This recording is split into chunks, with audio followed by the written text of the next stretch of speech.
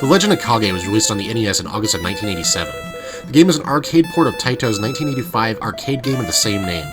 Developed and published by Taito, this weird action arcade game is a unique entry into the NES's library. In The Legend of Kage, you take the role of a ninja named Kage on a mission to rescue Princess Kiri. You have several abilities as the ninja Kage. You can slash with your sword and throw throwing stars. Since these abilities take up your A and B buttons, you're left with using up to jump. This isn't as bad as most games do it.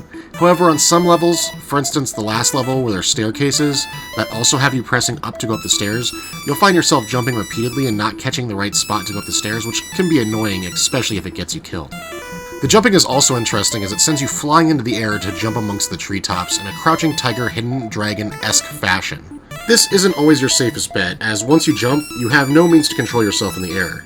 So as you rocket yourself into the treetops, you're vulnerable to throwing stars and the attacks of other ninjas. The game consists of 4 levels and can be easily ran through even by a novice in about 3 minutes. You'll run through a forest which requires you to defeat a mini-boss at the end, go through a secret passageway that only requires you to defeat a set number of enemies, climb a tower, finishing the level once you reach the top, and lastly, climbing several staircases in a temple where you fight off hordes of ninjas. After finishing the game's 4 levels, you rescue the princess only to have her taken again. After she's taken, the first level changes season and the game restarts. Each time the game restarts, you'll have to face some new enemies. After you finish the game's levels several more times, you'll eventually face the final boss, Yoshi. After defeating him, this will finally bring you to the game's real ending, however, after that, the game will restart again. Given this ever-restarting gameplay, you could consider this more of an arcade-style score rush game, however, I personally wouldn't really want to play the game like that. To aid you in your short journey to the final level, there's several power-ups you can get which appear at random. The power-ups are small and easy to miss and consist of 3 types: orbs, scrolls, and colored Goomba-looking guys. The orbs upgrade your speed and makes your ninja stars larger and gives you an extra hit before you die. The scroll has you meditate for a little over 10 seconds, killing everything on screen. However, you can't move during this, so it really doesn't have any positive effect other than score harvesting. The little Goomba guys have various effects depending on their color.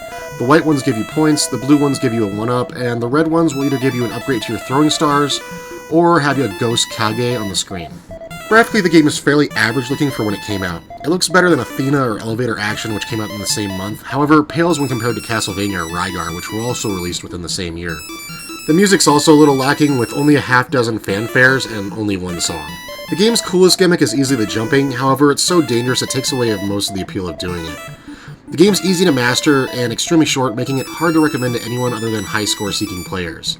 On the bright side, the game costs about as much as a Big Mac, so it won't break the bank.